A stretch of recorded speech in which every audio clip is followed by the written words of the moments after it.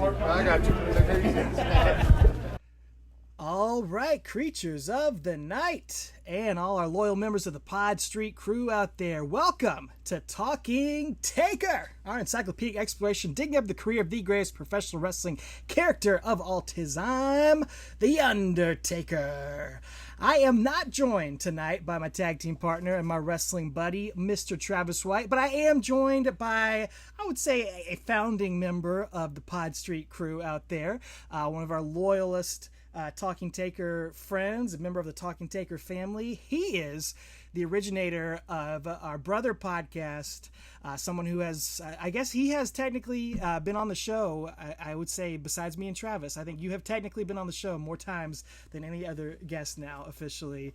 Mr. Mike Proulx. And Mike, I invited you on here tonight because I wanted to raise a toast to you and to your podcaster partner, JV, absolutely, because you guys are coming up here in a few weeks on your 5th anniversary of the Bottom Line Wrestling Cast. And that is crazy, man. Time has flown by. Can you believe it's been 5 years since you and JV started this thing?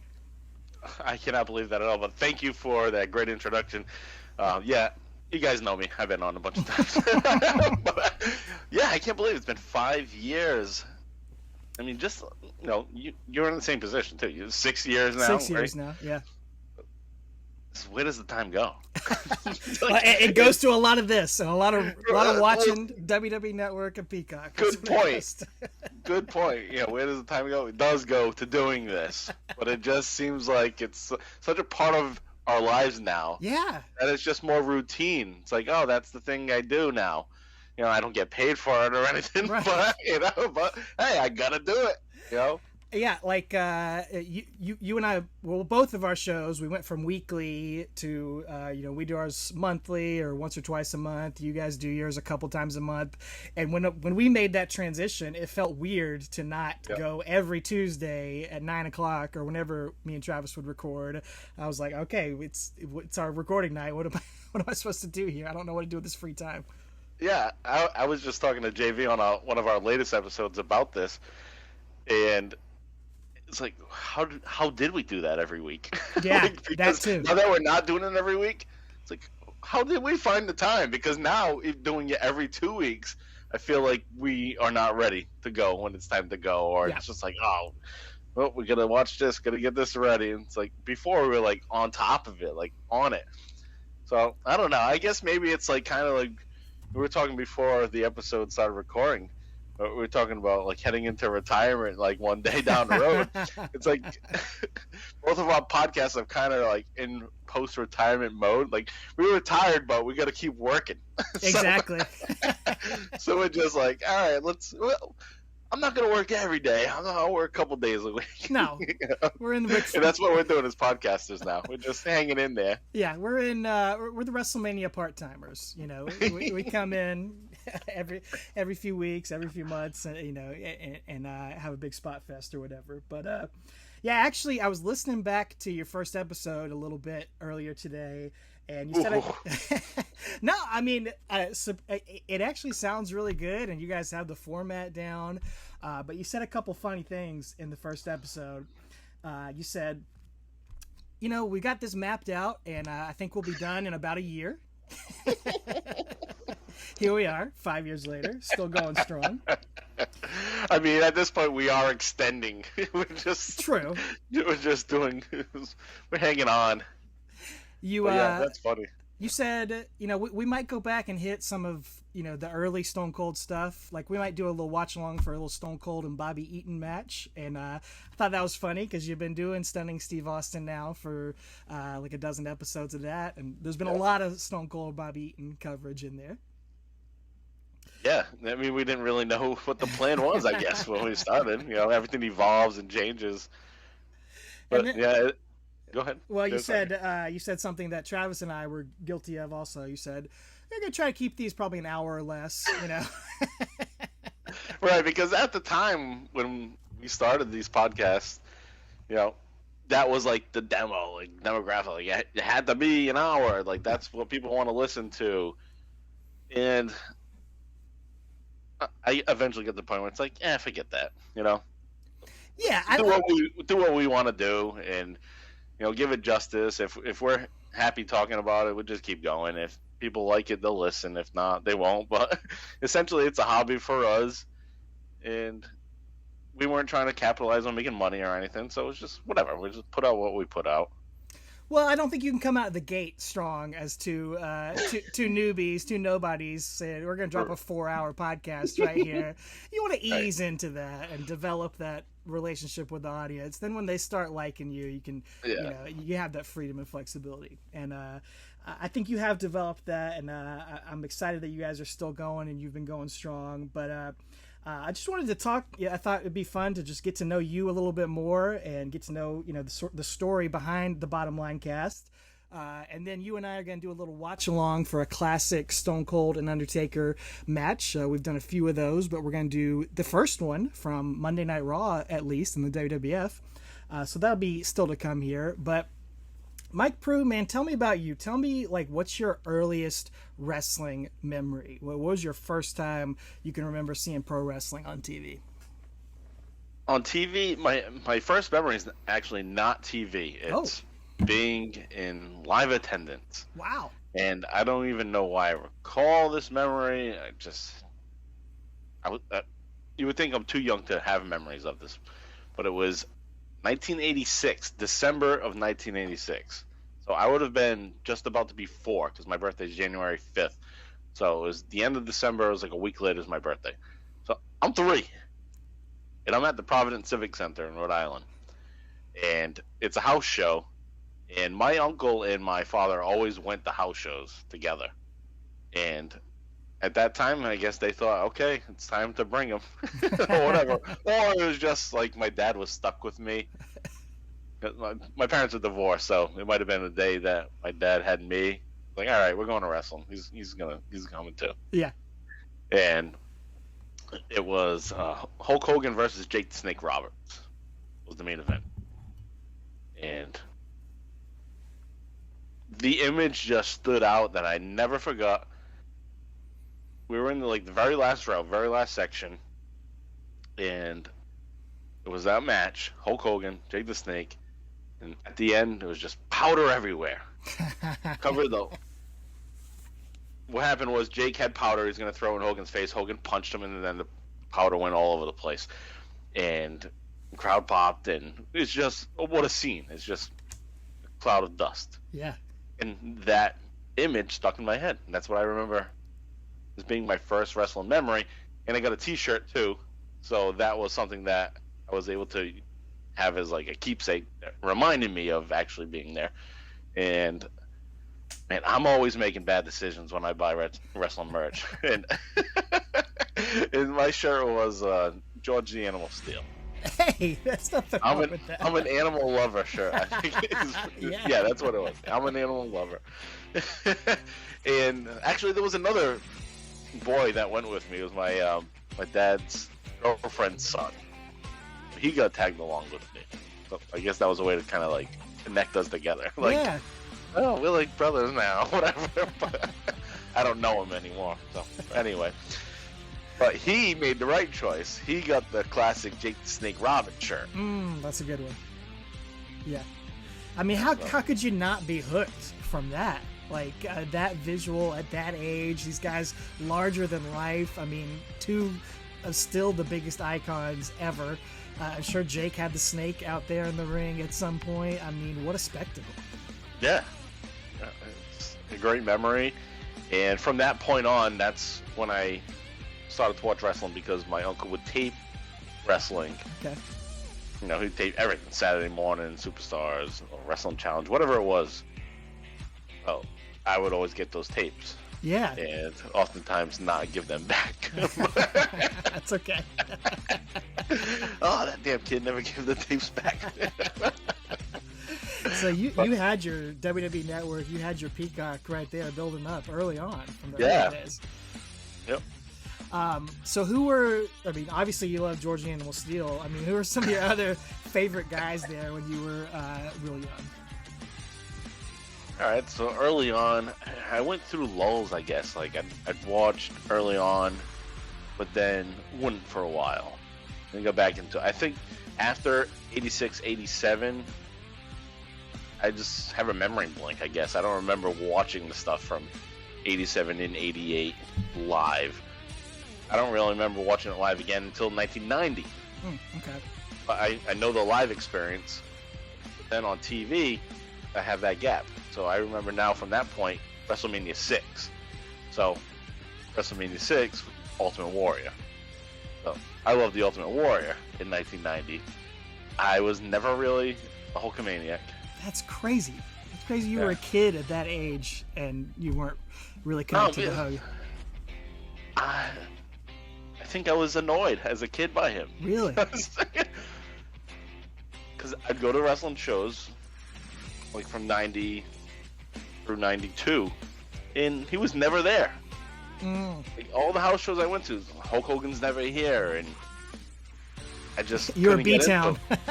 Yeah, it was a B-town. So I was always frustrated by that. I was like, we don't see him on TV. He's barely on Superstars. I like Macho King, 1990, 91. Yeah. So, yeah, Macho King, Ultimate Warrior.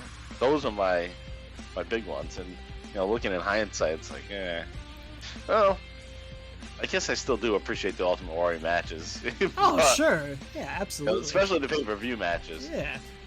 But yeah, I was an Ultimate Warrior. And like I said, I had bad taste, so I like George Animal Steel. I like the Bushwhackers. Oh, I love the Bushwhackers. That's not bad taste. You don't have to apologize for that here. Yeah, I was hook, line, and sinker to all those gimmicks that were aimed towards the kids. And it worked. It did the trick. I definitely loved Mr. Perfect. I knew he was a bad guy. Whatever. I just thought he was cool. So he was another one. Repo Man was one of my favorites in 1992. Again, another lame character. I actually picked him to win the 1992 Royal Rumble. I had that in my notes to ask you about that. That's one of my favorite stories from the podcast. It's great. Like, as a kid, you don't get it, and you're just like, that guy could he's definitely gonna go all the way. I remember 96. My pick was Barry Horowitz to win the Royal Rumble because he was on his little win streak. I thought, the underdog, he's gonna come in, and he's gonna win the Royal Rumble. He's gonna go to WrestleMania. That's great. I was mistaken on that one. Now, did you have these guys? Did you have some action figures back then when you were a kid? Definitely. Yeah. I had the early LJNs that were kind of like passed on. Yeah. From my uncle, again. He collected, even though he was an adult. He was just like me, He was still buying toys. That's great. He was doing it, and I was influenced by him. And he'd given me some of the older figures. So again, my memories, other than just the 86 thing, goes like straight to 90, 91. And that's when the Hasbro's first came out. Okay.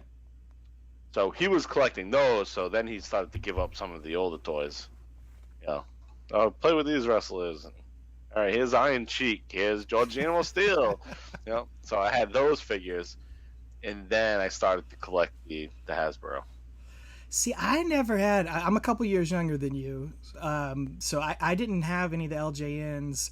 I didn't even know about those till I was, a little bit older. I just never saw them around, and I wasn't in the stores when they were out. But I mean, I definitely had the Hasbros for sure, and played with those quite a bit. But yeah, I never did the LJNs.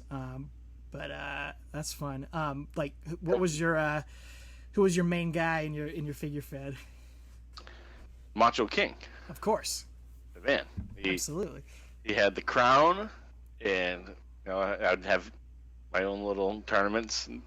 Not even King of the Ring. I mean, King of the Ring kind of did exist already, but I didn't know that really. Actually, to an extent, I did, but it was not a pay-per-view by that point. But because my uncle and my father went to so many events, they had the programs, and those programs eventually came to me, and I looked through them. And most of the King of the Rings were in Providence. Oh yeah. Throughout the late '80s, so I had the cards. That's they had cool. the program, and then they slide the card into it. Yep. So, and when they were there, they wrote the results on the card. So, like, I felt like I'm part of the King of the Ring. I know that. Yeah. Like, I know this information. I don't have to go to the history of WWE.com eventually in the future. Like, I had it already. I knew that stuff. And that was something that was never mentioned again. Barely mentioned on, I don't think really at all. Yeah, unless never. it was a local like superstars, and it'll be in the event center or something. Yeah. They might mention that, oh, this is the King of the Ring tournament in Providence. That's it. So, yeah, I have my own little tournaments, I guess. You know, I didn't call it the King of the Ring, but Oh, sure. I use the crown as like Yep. the trophy. And the Macho King also had the scepter and then the great clothesline. Like, he was one of the swinging arm action ones. Yep. So, That's great one there. One of the best ones for sure. But yeah, that's so funny about the having that card for the King of the Ring, because there wasn't the internet back then, so a lot of people never knew about those early King of the Rings, but you had like this early knowledge that you already knew about that. I'm sure when they started doing the pay-per-views, you were like, yep, I already know what that is. I know what's going on here. Yeah. And anything like that when you were a kid as a wrestling fan was so cool. Like if you got a wrestling magazine and they were talking about some new wrestler, and you could go tell your friends about that and kind of like have that inside knowledge, made you feel special. That's the thing, like at recess. Yeah. Yeah, I know King of the Ring. You know? Macho Man was the King of the Ring. That's why he became Macho King. But even that's not really true, because he became the King of the Ring like years before he was Macho King. But that's, on the playground, that's what you say. Yeah. It's like, he's King of the Ring because he's the king because he won King of the Ring. Well, you had that relationship with your dad and your uncle. Did they ever fall out of wrestling, or were they kind of always watching with you? My father definitely fell out. I feel like he was more just like a thing to do with my uncle, and also with me too, at times. But I don't think he really enjoyed it so much. But he took part in it, and my uncle was a real wrestling fan. Yeah, and that's cool. He's still stuck with it. Even I guess to this day, he's still keeping tabs on it. Yeah, that's awesome. He doesn't talk much about it, but I went to a wrestling show with him like 3 years ago. Okay. SmackDown.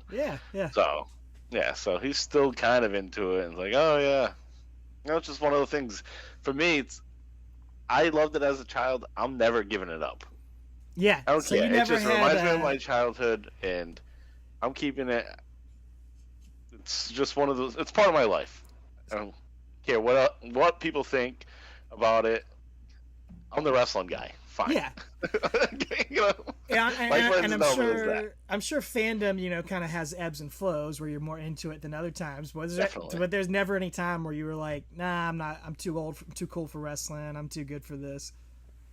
I don't think I was ever too cool for wrestling. It's just that I wasn't paying attention. Okay. So, the most notable time that I think that I was just like not really into it would be after 2001. Yeah. So 2001, I graduated high school and off to college, and just so many things going on. Oh yeah, of course. The beginning of college, just getting to meet new people and getting accustomed to how to actually do real schoolwork and meet deadlines, and and wake up in the morning and get to class on your own without your parents and stuff like that. So that was a low. And even still, I'd still like, oh, it's Monday, let me click it on and just see. Yeah. But I never really was, all right, let's watch this. Plus, with college, it was new friends. So I didn't know who was into wrestling, who wasn't. Right. Kind of wasn't comfortable with exposing myself at that point as to being this wrestling fan. Yeah, it's this deep, dark secret. You kind of keep in the closet a little bit. And by the end of 2001, I was already starting to not like it as much.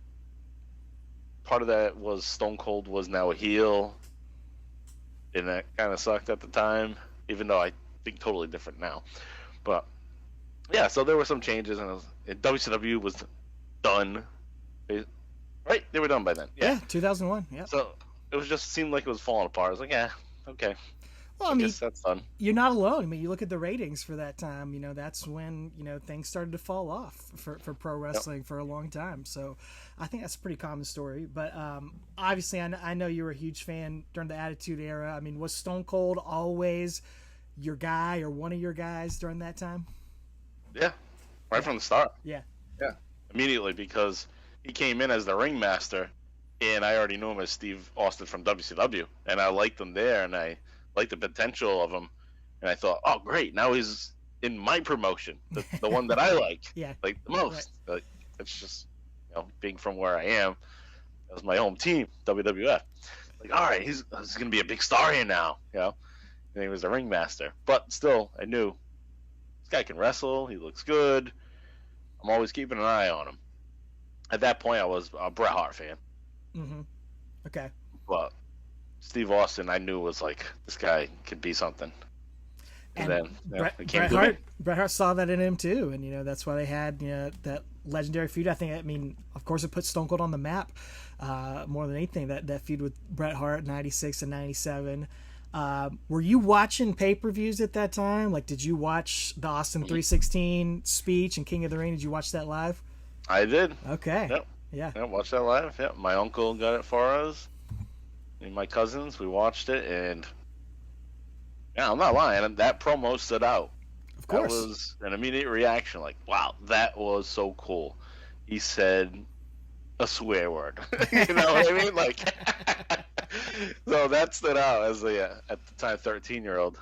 And even 13, I was probably saying worse things. But still, to hear it on TV, because TV was different back in 1996. I mean, the WWF was very different. WWF and TV in general, programs that I would be watching at the time. Yeah. You don't hear curse words on regular TV. So I thought, wow, that's cool. Like, and then I was just on board right from then. Of course. Were you an ECW guy too? Were you at that early age, or did you come into that later? No, early on in 1995, I was already watching ECW. Wow. Yeah, and that was only thanks to my grandparents having a satellite dish, like not Dish TV, a real satellite. Yes, yes. Satellite where you have your clicker, you had to put in like F115, and then you could hear on the top of the house cranking and just turn into another spot in space to catch some programs. And that's how I found ECW. That's how I was able to watch ECW early on. That is cool. And the thing with it, though, is it was always changing time, so it was so random to find it. But there was a satellite guide, like a TV guide. It was a satellite guide, and they did a pretty good job with listing when it would be on at different stations, and I was able to kind of track it down that way. And even in some cases, asked my grandfather to record it for me, set a tape for me. Yeah, no, he did it. That just seems like such a different world. The satellite. I mean, I remember people that had that. We never had one, but I had some friends that had it, and that just seems like another universe. But yeah, ECW. I had a friend who got the barely legal pay-per-view, and he taped it, and I watched that. But I'd read about it in the magazines and see pictures of it, and I would want to see it. But I don't think any of our channels ever carried it, really, because it was, it would be, like you said, it would be at random times and different channels, and I would always look for it in the TV guide, look for it in the newspaper, TV listings. I would flip around on the weekends trying to find it, even though it didn't say it was listed. I would like, surely some channel has got some wrestling on, and I could never find it. But finally, when they had TNN, that was really, besides getting tapes, that was the first time I got to see ECW, and that was past its glory point, really. Right. Yeah, right. Glory days. So I'm obviously, I cover ECW. I'm not looking forward to getting to that. But yeah, really. Right now, I'm in the glory days in exactly. 1996. Yeah. But yeah, I did the same thing. I still looked for it on regular cable. Eventually, it was around like in 98, I think. But early on, like 95, 96, it wasn't available. It was only available for me on the satellite But then also, because it was so infrequent to find, I started to get the tapes too. Mm-hmm. Yeah, and I got them through RF Video. Oh, wow. From that early on. Yep. Yeah, that's so cool. They had the pamphlets, and I signed up for one. I forget how I even signed up for one. Must have been. Man, I don't remember how I did, but Yeah. I ended up signing up for a. Maybe it was in Pro Wrestling Illustrated, somewhere in there, and they had like an address, send your name, this, and they send a little catalog over. And that's cool. my grandmother bought me a couple of tapes from there because they're expensive, and like $25 when you're 12 is a lot of money. Yeah, in 1997, or something. Absolutely it was.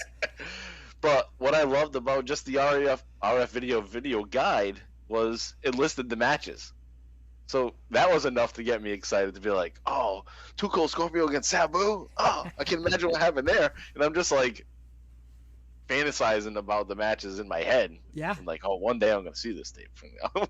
And just like, oh, I know those names now. And just to see that they had matches, you could kind of follow it that way. Oh yeah, it would pique your interest and all that stuff.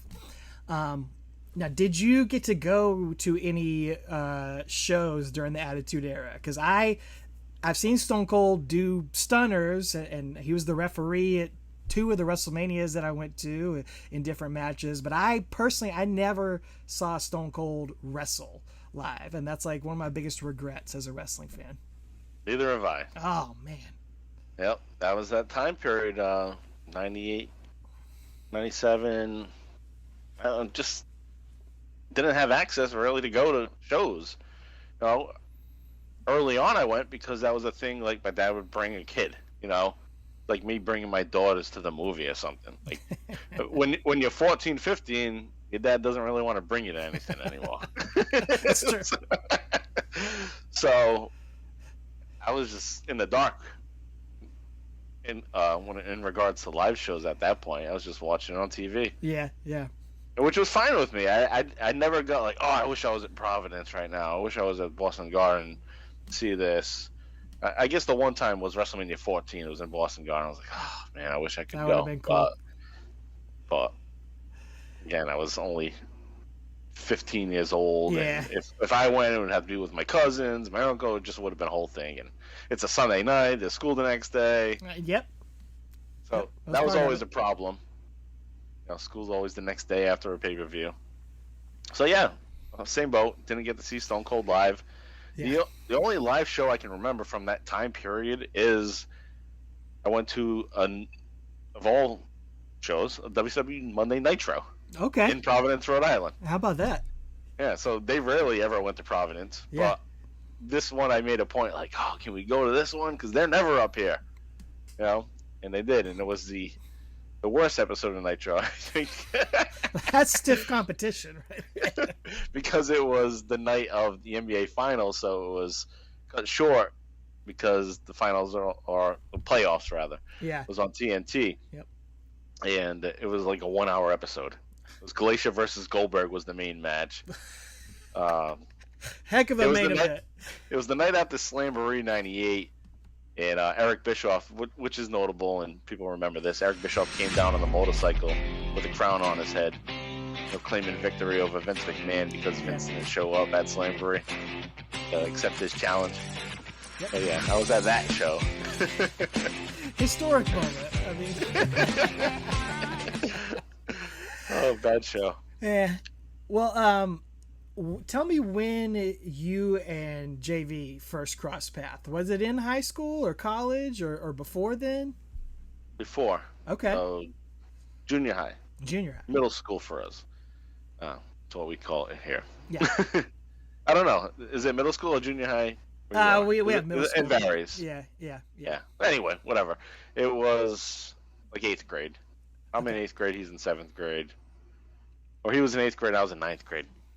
We're a year apart. Do you cross paths because of wrestling, or what's the what bonds you two as friends? Neighborhood. Okay. Yeah. So we lived in the same neighborhood, and I knew a couple of other people that he knew, and then we ended up meeting each other through those mutual friends. And then it just became, oh, we have a lot more in common with each other than our other friends, so let's hang out. So I mean, the thing is, we're all still friends with That's each other. great. Yeah. So the same people that I was talking about as mutual friends, we're still friends to this day, and we even have a chat where we still talk on Facebook chat and talk wrestling still. And so yeah, so I've known them, I guess, since 14 years old, 14 or 13. Yeah. Well, that's me and Travis. We met in 6th grade, and known him since then. We've been best friends since then, and I mean, Travis is a lot closer to some people from the early days than I am, but there's still a number of people that we don't chat, but we might catch up once or twice a year, see each other, still talk. So that's pretty cool that y'all have that too. Yeah. And y'all remained friends like through high school, college, all of that, and kept that. In regards to JV and I. Yeah. Oh yeah. So, I mean, there's been times where we talked less. Yeah. Like when I first went to college and he was a senior in high school, we didn't talk as much or hang out because I wasn't around. He's doing his own thing, finishing up high school, and but we kept in touch, and every summer we would always hang out again, like it was back to normal. So yeah, and then just gradually, we just hang out more over time, and then when we both were finished with college, and just whenever we had free time, hey, what's going on? We just hang out. Yeah. So yeah, it's always been. There's never really been a lull in the friendship at all. Well, obviously I'm jumping ahead a lot here, but when did the idea between the two of you to start a podcast? When did that come about? Because I know the Bottom Line Cast was not the first time you guys had done a podcast together. Right. So the first podcast that we did was called Hurricane Rana Wrestling Podcast.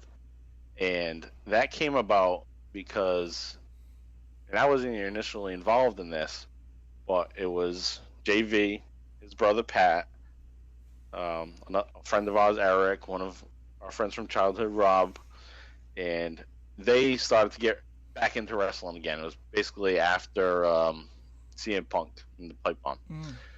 So, and then they started to watch wrestling all the time and talk about it, and that's when the group started. And then I was added to the group because, Mike Proulx, he's a wrestling encyclopedia, they thought, Right, even though I'm not, but in their minds, to them, you are. Yeah, he knows all this stuff. All right, so yeah, I'll get in there, and just started talking about it from that point. And there was a local radio station in our town, Fall River, Mass, and it was called the Hurricane Radio. Okay. Based off of this guy's nickname was the Hurricane, so he named his network Hurricane. Yeah. So, all right, let's do a wrestling show on it. We'll call it Hurricane Rana. So we weren't totally into luchadors and Rey Mysterio or anything. It was just a way to match up the name with the radio station. Yeah, totally. Hurricane.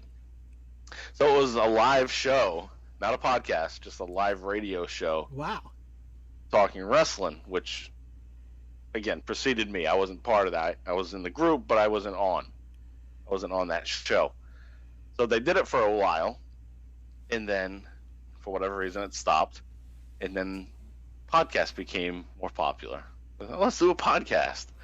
So our friend Eric created a studio, and that was his venture. He wanted to be a podcasting studio and have launch off with a wrestling one, but then do different things, and that's how it came about. And I was like, I want to be part of this now. I'll be part of it. And we started the Hurricane Rana Wrestling Podcast, and that was basically just talking about modern day wrestling, kind of sprinkle in some things from the past and whatnot. But it was a basic show like most wrestling podcasts at the time. And JV was on it, and he was helping with production. And JV never really, at that time, didn't like being on. He didn't like being part of the podcast, talking, speaking, being part of the show. Yeah. He just liked helping out with it. and he got more into it eventually. And I dove right into it. I loved it. I started creating the formats and the segments and taking the notes for it and everything, getting everybody prepared and ready. And here's your notes. Like, so I was totally into it. I loved it. And then it just kind of fell apart eventually after like 80 something episodes. So over a year and a half or so of it. And that gave me like the bug, podcast bug taste for it. And we did that. And the one thing I would say JV would agree with, by speaking for him because he's not here, is that he didn't like having all the people, because we had like 4 or 5 people on, just kind of like a round table thing. So I don't think he liked that. He didn't like being on camera. Was one thing, because we did live with YouTube, so you could chat and all that. I didn't really like that portion of it. And he also didn't like having to go somewhere, because we had to go to a studio. We had to go to the studio. we didn't do it from home. So all those factors, JV was kind of like, I don't like doing this. And then people just started dropping off, and the thing ended. So a year or so went by, and like I said, I still had that bug. I had the knack for a podcast. And one of the listeners, which was a friend that we grew up with, Frank Alves, and you may have heard his name before mentioned on the podcast and whatnot, but he would always once in a while say, "Hey, what happened to your podcast? When are you going to do a new podcast?" That got me to thinking, okay, yeah, I want to do that. But I got to think of a different way, and I got to think of who I want to do this with and like what it's going to be. So obviously I wanted to do it with JV. So I had to like tailor make this and pitch it to JV in a way that he'd be like, "Okay, cool, I'll do it," because he was not really into doing the other one. Right. So he quit that one basically. Right. So how do you craft that pitch? What's the sell that's gonna get him on board? So I had to sell it to him as, you don't have to go anywhere. We're gonna do it from the comfort of our own homes. Even though we live literally 5 minutes away. We live in the same town. We grew up 5 minutes away in Fall River. And now the town we live in now, we live 5 minutes away again. Like, I could walk to his house when I was a kid. I could walk to his house now. That's great. In a different town. So it's like, we don't even have to meet up. You just stay home and I stay home and we do it when we can. That's why it's usually late when we record, like 9 o'clock, 9:30. So I had to make it comfortable, and he was on board. And the main thing was, well, what are you gonna do?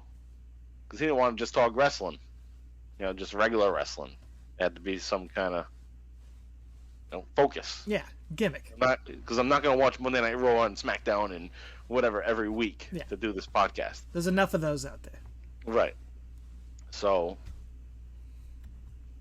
eventually came up with, Stone Cold, but the way I got to that was I came across your podcast. So full credit is from Talking Taker, because I was listening and I binged like 7 episodes, because they were short. They were a lot shorter back then. The early ones were short. They were very short. So yeah, I listened to a bunch in the same night. Oh, wow. Yeah. And it's like, this is like me and JV, is what I thought. Like you and Travis. And like my whole idea was, I got to do it with my best friend, and that's what I'm going to be most comfortable doing it, and that's what's going to sound best, because there's no awkwardness to it. It's just us talking. And I heard that with you guys. I was like, that's like me and JV. They're doing Undertaker. Well, what can I do? Who's my favorite? Stone Cold Steve Austin's my favorite. I got to do that. So in a way, I guess we stole your gimmick. No. Look. And there wasn't anything else like it at the time either. So kudos to you and props to you guys, because I don't think anybody else was doing a podcast focused on anybody until you. Well, and okay, let me do that then. Yeah. Yeah. So well, either that's either common you're theme. welcome or I'm sorry. I don't know. Well, because it's been years. Well, don't be sorry to me. Maybe my wife would appreciate it. Well, like you said, you thought you were in for a year, and here you are 5 years later. And you made a good choice. You picked a guy whose career was only 5 years long, but somehow, you managed to stretch it out, and you've done a great job with it. Well, thank you. Well, it's funny because, back to what you brought up at the beginning and what you just said, we thought it was going to be 1 year. And my thought and my formatting early on was, it's going to be that short because, that's like what Talking Taker's doing. Like, they go pay-per-view to pay-per-view. Yeah. So my initial thought was, I'm going to be able to do that. It wasn't that way. Because then, early on, it did work out that way. Right. Because Stone Cold's not on everything. Right. But once he blew up, he's just constantly in segments. He's in every segment. Yeah. Right. So it just stretched things out, much greater than I thought. Now, I got something else next to me. I wasn't even planning on doing this, but Okay. This wasn't one of the surprises I was talking about earlier. All right. No. All right. So my original research. Oh, okay. Was based on just this book. Stone Cold Truth. Stone Cold Truth. So that's where I started. Like, all right, let me get some background, see what's in here, and then I'll go from there. So this book has been next to me for almost 5 years now. Yeah, that's where it came from. Actually, I was already getting the show ready at this time 5 years ago. So September is when we did the first one. I was already taking notes for like the first 7 episodes in the summer before that. So here is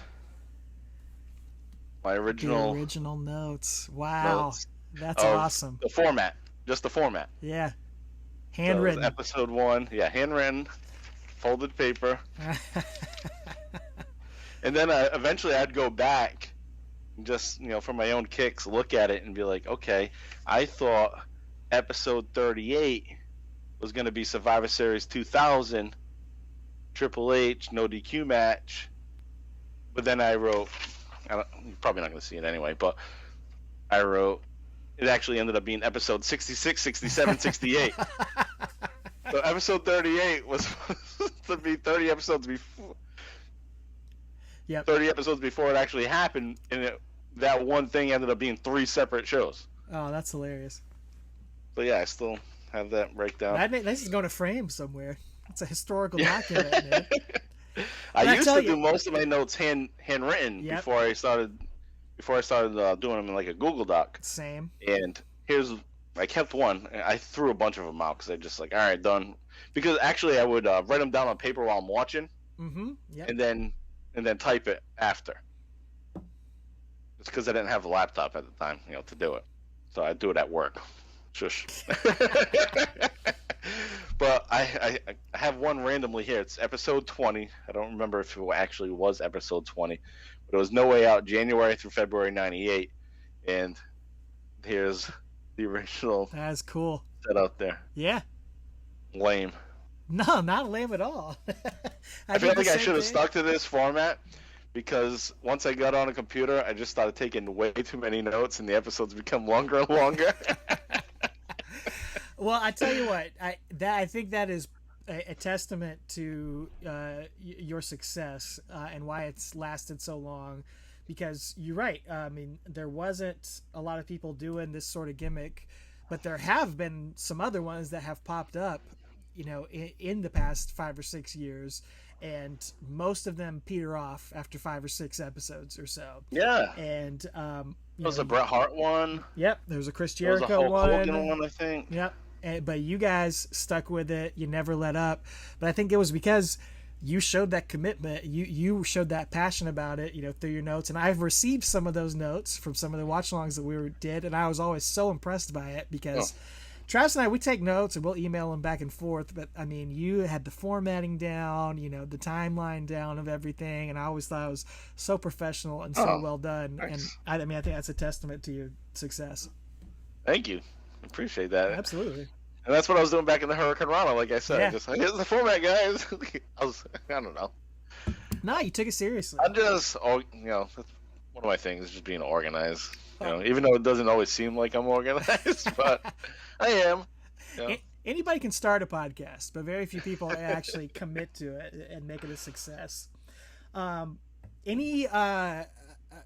are some of the things you learned about Stone Cold's career over the past few years? Because I mean, obviously, you probably knew all the matches, you knew everything, but just going back and revisiting it, were there things that you liked a lot more than you remembered? Things you didn't like that you thought you did like? What are some of those things that surprised you as you were going back and doing this? The biggest surprise was Stone Cold as a heel. 2001. And I'd mentioned earlier, that's kind of where I was checking out. And I said partly because, now he's heel, or it's just different. It's not the Stone Cold that I had been watching over the past few years. And now it's just different. So that immediately kind of turned me off at the time. But now revisiting it, I didn't realize how great it was. Yeah. And, so that was one of the biggest surprises that JV and I both had, was that 2001, 2002. From that point on, it's still great fun. And I just didn't realize it at the time. Like, I missed out on that. I should have been watching still. I still don't think my opinion would have changed. I probably would have had the same opinion, like, this isn't that great. I don't know. I'm on the fence, I guess. But yeah. I'm glad I went back and actually watched it again in full context and seeing how it progressed and played out. I enjoyed it. I think it's the right move at WrestleMania 17 for Austin to turn at that point, because he needs to freshen up. And I didn't think it at the time, but looking back, you got to change the character every once in a while. Undertaker did it so many times. Sure. Imagine if he never changed at all, you wouldn't be having a podcast about the Undertaker. No, not at all. So I appreciate the change, and that was one of the big things that stuck out. Another thing that I noticed and realized was 1999 is definitely not as good as I thought it was when I was watching back in 1999. Some Just of it the whole holds up presentation. great. A lot of it does not, though. Yeah. You're right. I mean, there's still good Austin stuff in 99, good Taker stuff, but the whole show, not so good. I mean, 97, 98, it's on fire. That's great. Yeah. And I love the late 96 with Austin. Just as Austin is becoming Stone Cold, figuring out what his character is. Yep. That brings me back to this is why I like this character. It's so innovative at the time. It was, man. There was, like you were talking about with the King of the Ring. I mean, there was nothing like that. It wasn't a lot like that on TV, and there certainly wasn't anything like that in the WWF. There never had been. He was bringing the attitude, it's cliche to say, but he was bringing that from bringing that, the first person to bring that into the WWF, sort of that ECW style attitude, and the cursing, the middle fingers, the not caring, not trying to be cool, not a dorky heel, but he wasn't trying to be a cool babyface at first either. He was just trying to be this unique character, and that's what made him jump off the screen. He was like nothing there had ever been before. Yeah, he just stood out. Once you think he's a good guy, he's not. Right. Or I've been watching something recently. It's from late '96, and Mr. Perfect is on commentary on Superstars, and he's a heel, and he's talking up Austin all the time. He's great in the ring, and everyone's gonna watch out for Stone Cold Steve Austin. And then Austin does special guest commentary on Superstars with Mr. Perfect, and he's giving Mr. Perfect the treatment. He's gonna whoop Mr. Perfect, and then Mr. Perfect all of a sudden now he's a babyface. What? He just changed things up because you expected him to be all friendly and buddy like heels usually used to be. But Austin's I don't care if you're a heel. Nope. Forget you. I'm the man. Yep. The loner personality. Yes. Is the whole thing there. Yeah. Did you and JV, I mean, did you guys have a time or a moment where you felt like, okay, we got this figured out, you know, we feel like we know what we're doing? 'Cause, I mean, you said you'd had some experience doing some podcasts before, but do you remember a time where it was like, I feel like we kind of got the groove, we got this all figured out? I know there was that point where it just felt like, all right, we're in a groove. Yeah. You listen to the first podcast. That is not comfortable with me. Like, that is me, like, trying to be a podcaster or something. You like, hear it in the first few minutes. You hear a little nerves in there, but you settle down and you get into it. But that's of course, it's the first episode. I mean, our first 30 or 40 episodes are terrible. So I mean, that's how I feel, at least. Listening back to it, that's how I feel. I guess we're in the same boat. I feel the same way listening back. But I think when JV and I got to the point where we both were like, screw it, we're going to be ourselves. We're just going to talk how we normally talk to each other. Yeah. You know, if that means we're going to swear, we're going to swear. Because, whatever, this is a podcast about Stone Cold Steve Austin. We're just going to be ourselves. You know, I know you guys keep it clean. Like, it's great. I appreciate that. And that takes talent to do as well. And I just thought, like, we're going to be more comfortable just being ourselves. And if we're going to be inappropriate at times, we're going to be inappropriate. And, you know, that's when that's we how really it should be for a Stone groove. Cold Steve Austin podcast, you know? Right. Yeah. So, yeah, I don't know what episode that was around, but, yeah, we eventually hit that point where it's, all right, let's just tell stories about ourselves, let people in a little bit more of our personalities. They like it, then great. If they don't, whatever, they won't listen. But, you know, we're not being true to ourselves if we're not just putting ourselves out there. You know, as much as, you know, to an extent. I can't be fully out there, but try to do the best we can with letting listeners get to know us. I think that's what makes it work. You hear that relationship that's been built for years between the two of y'all, and you know, you hear the inside jokes, you hear the stories sometimes from college or high school or just all that stuff, and that's what brings people in too. Like your latest watch along for the Stunning Steve podcast, I think the first match on there you did the Bash at the Beach or Beach Blast or whatever. Blast and Clash. I don't think you guys talked about the match till like the last 30 seconds of it, but it was so, you know, it was still entertaining because, you know, you guys were just doing your thing. Yeah. Well, I mean, you guys do the same kind of thing too. You know, you're just hanging out with your friend, you're watching wrestling, and that's the kind of vibe you want to create for the watch along. You know, if people are looking for in-depth analysis, I don't know, read an article online or something about it. But, you know, there'll be times where we give some analysis, but we're here to have fun and just, you know, talk wrestling. So, yeah, so once we were starting to be ourselves, that's when we hit that stride, I guess. So what kind of made you guys want to stick with it once you hit 2003 and you're like, okay, this career's over? What made you guys decide, all right, we don't want to be done yet. We want to keep going. We're going to find these other things to do. It was just still more. There was still more to do. There were different appearances that he made, you know, 2004, 2005, you know. So we didn't want to just stop just because, you know, he had his last match. We had to just keep going and finish the story. And then, you know, as time went on, there's still Stunning Steve to do. You know, there's still going to be the Hollywood Blondes, actually. Was the first one we jumped into. So we had the Hollywood Blondes, and then figured, we got to do the TV champion, Dangerous Alliance, Stunning Steve. You know, and then yet to come, we still got to do U.S. champion, Stunning Steve, after the Hollywood Blondes. Yeah, still a lot of meat on the bone. Right, there's still more to do. I know it's called the career of Stone Cold Steve Austin, but that's what we focused on. But now we got to cover it all. Yeah. At this point, you got to get to Nash Bridges. You got to get to. We do have to do Nash Bridges. The longest yard.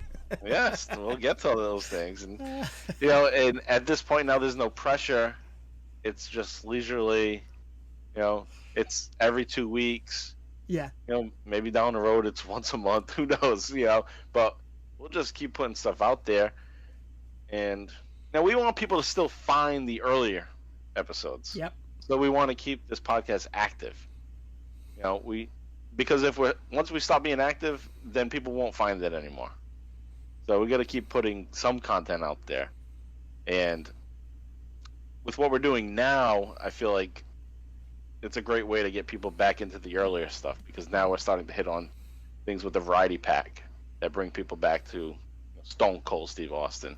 And then they might want to, if they're hearing that, they might want to go back, oh, what these guys say about this, in their original episode.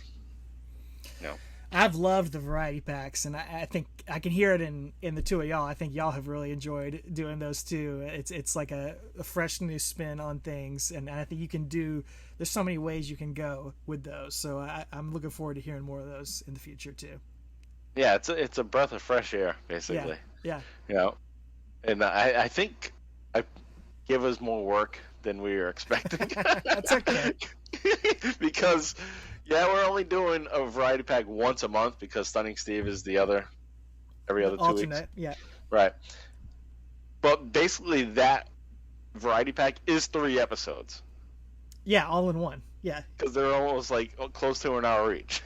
So we're still giving the listeners like an hour per week to listen to. And I don't think JV was expecting that, so... Sorry, JV. Nah, he seems on board with all of it. Was there? I just got a couple more questions I want to ask you about it, and then we can get to the watch along. And I got one other thing to get to, but is there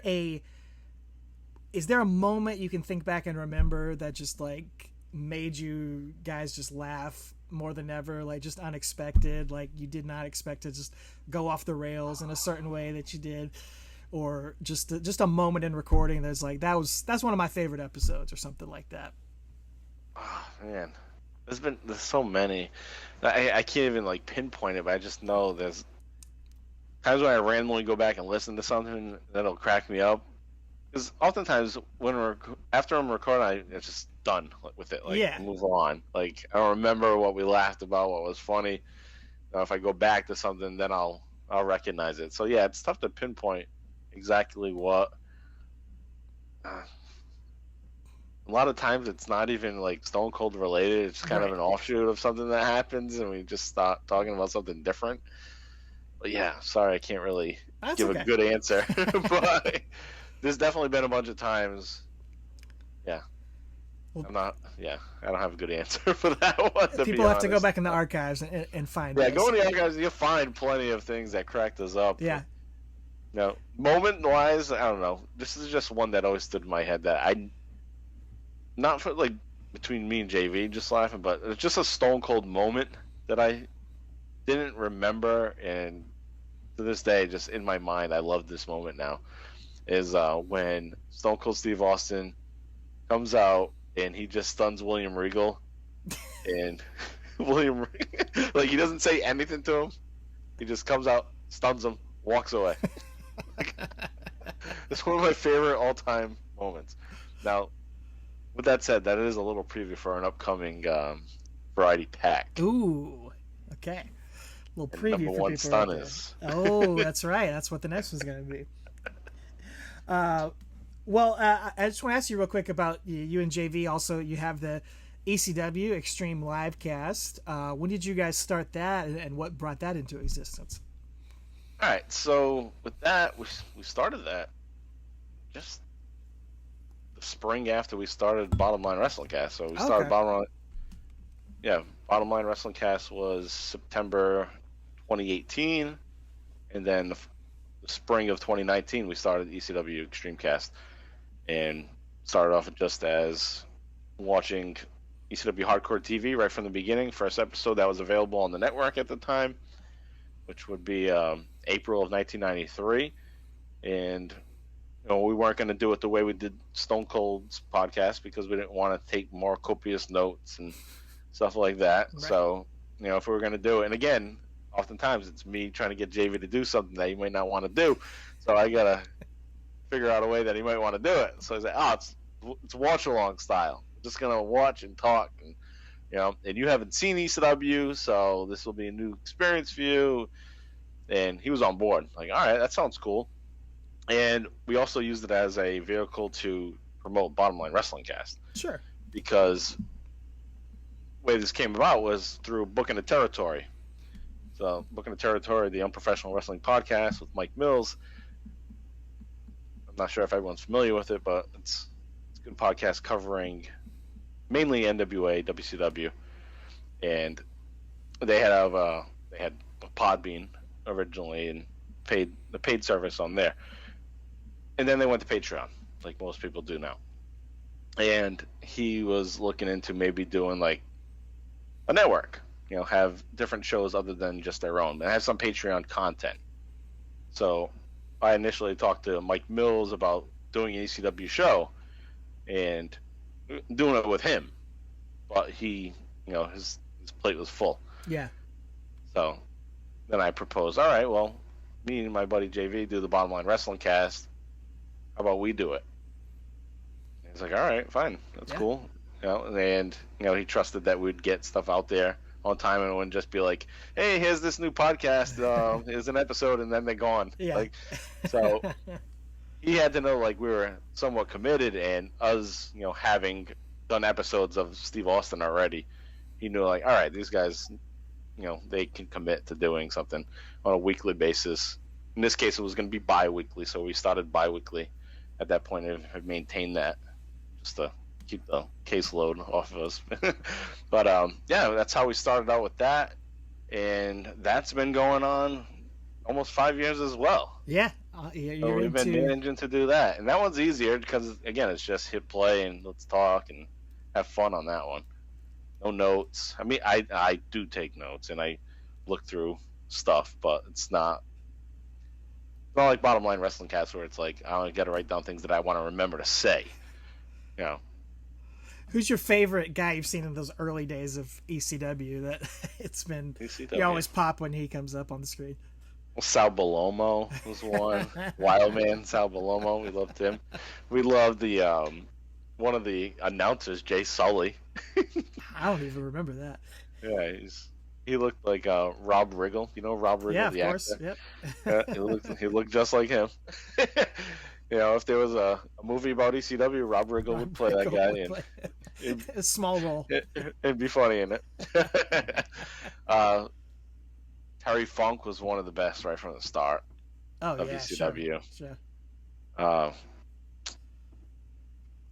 mean, those are Sal's funny. Terry Funk and Sal Balomo right there next to each other. There's Johnny Hotbody, who we called him Johnny Bald Spot. That was the fun thing with ECW is we didn't know a lot of these guys, so we would just rib on them and just make names up for these guys. It's rough in the early days. Right? Just trying to get through the episode, so we were just trying to goof. Like it's those early episodes. I would say even today, it's just like Mystery Science Theater. Yes. We're just watching it, we're just making fun of it, or trying to find ways to make it interesting to ourselves. In doing what we would do, like if JV was sitting at my house when we were a kid watching TV, we just make fun of what's on TV. Basically, it's Beavis and Butthead. Exactly. That's what makes it great. That's what makes y'all's dynamic great. Let me ask you a hot button topic here. It's been something. It comes up on the internet all the time. Goes in waves. The what chant. Okay. Some people say, and I was reading on one Twitter thread or Facebook or something, they were saying it's the worst thing that's ever happened to wrestling in the past 20 years. It's the most disrespectful thing. As an Austin guy, as the guy with the Austin podcast, where do you land on the what chant? How do you feel about it? How do you feel about its legacy still existing in wrestling today? I appreciate that it still exists in wrestling today. Yeah.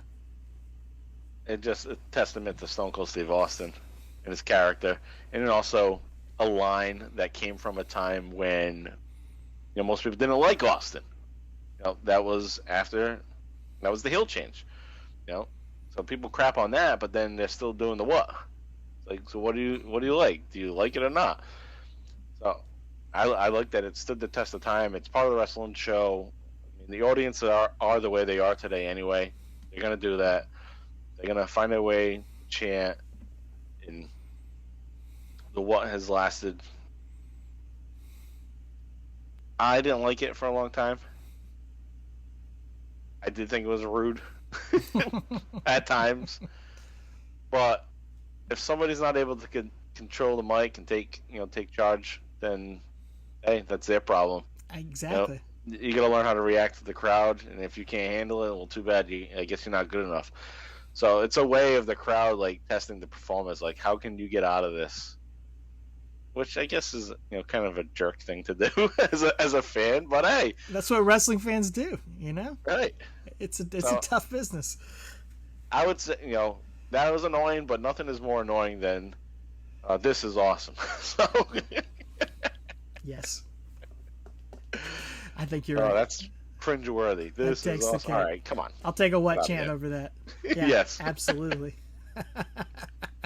Yeah, I feel the same. Like it's it is a test, and some people, some good performers can pass that test and can work around it and fix their cadence to where you don't get it.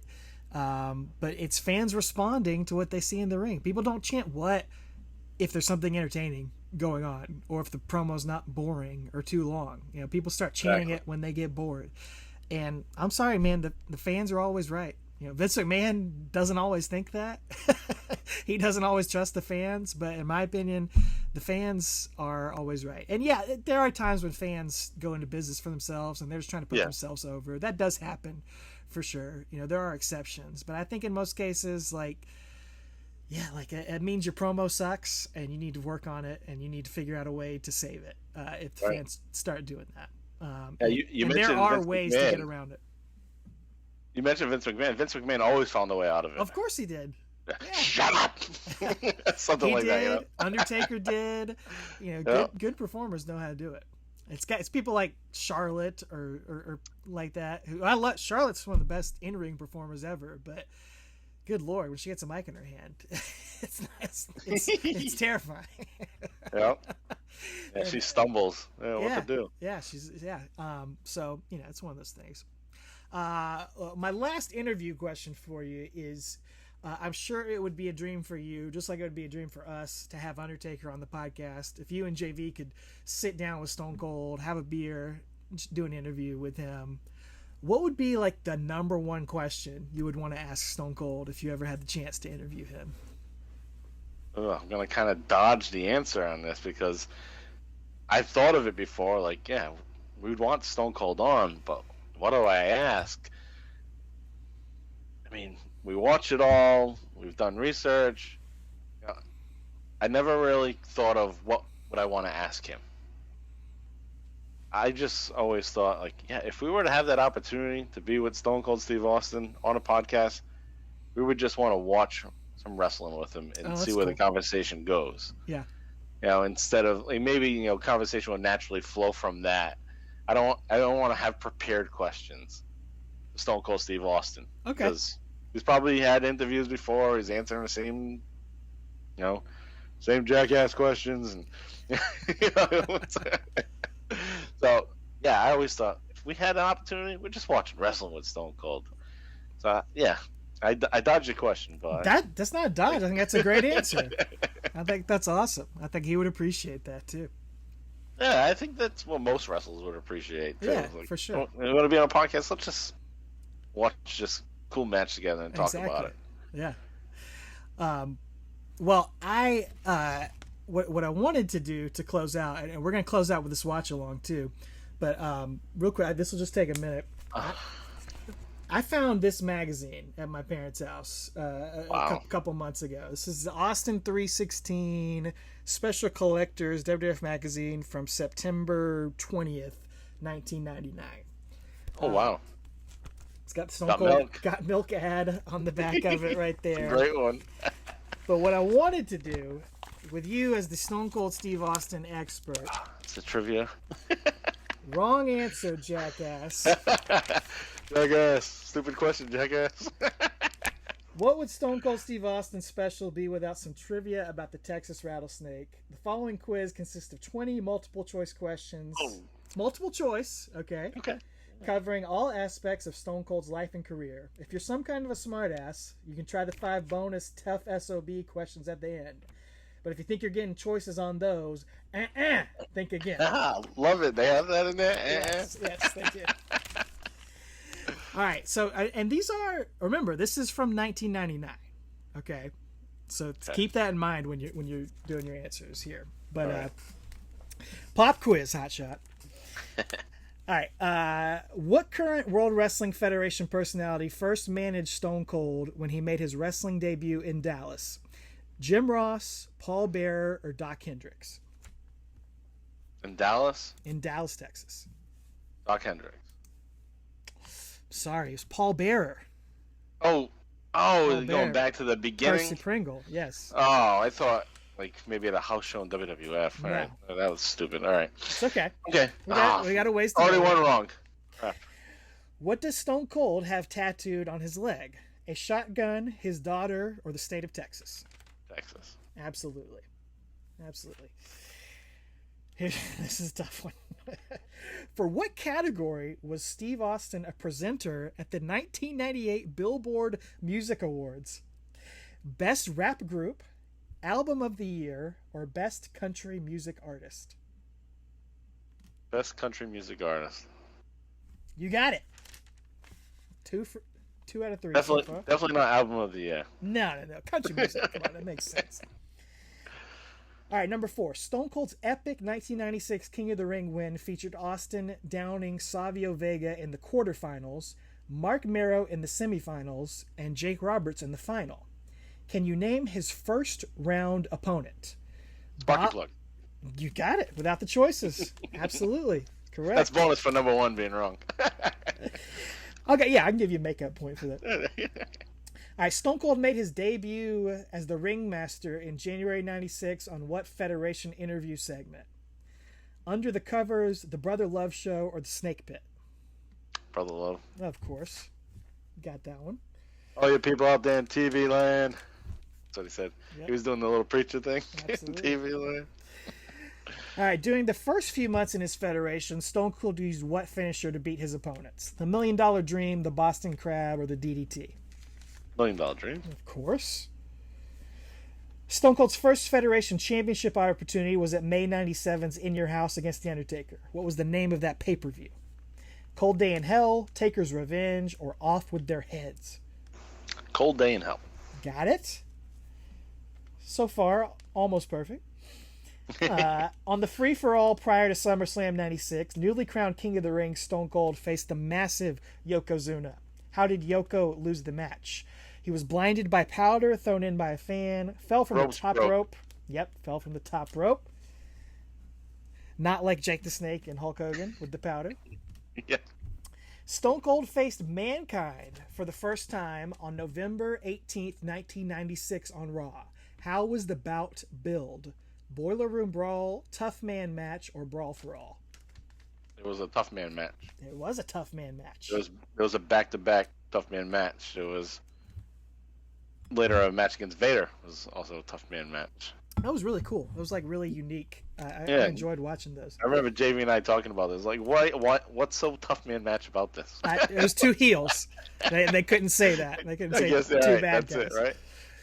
At the 97 Rumble, I think this is wrong, actually. I think it's supposed to be 98. But what personal property of Stone Cold's was given away to a lucky fan in a contest? His hunting equipment, his pickup truck, or his custom-made Federation Championship belt? Only to a fan, I guess. His pickup truck, right? Yeah, his pickup truck. That was 98. Had to be 98, Yeah. right? At 97, you wouldn't have. No, had he a wouldn't have pickup had truck. that. Didn't make sense. All right, Stone Cold's first pay-per-view appearance was the 96 Royal Rumble. This one a little bit tougher. Who was the one superstar Austin was able to eliminate from the 30-man Battle Royal? Who was the one person he eliminated? Savio Vega, Jake Roberts, or Bob Holly? Savio Vega. Ooh, Jake Roberts. Jake Roberts. Huh? Jake He only Roberts. eliminated one in 96? Yeah. Wow. I was just thinking it was the Vegas saga. It was Right, no, that makes sense. That's a good guess. February 96, Stone Cold was selected to compete in the Federation Tag Team Championship tournament, eventually losing to the Body Donnas in the semifinals. Who was Austin's partner?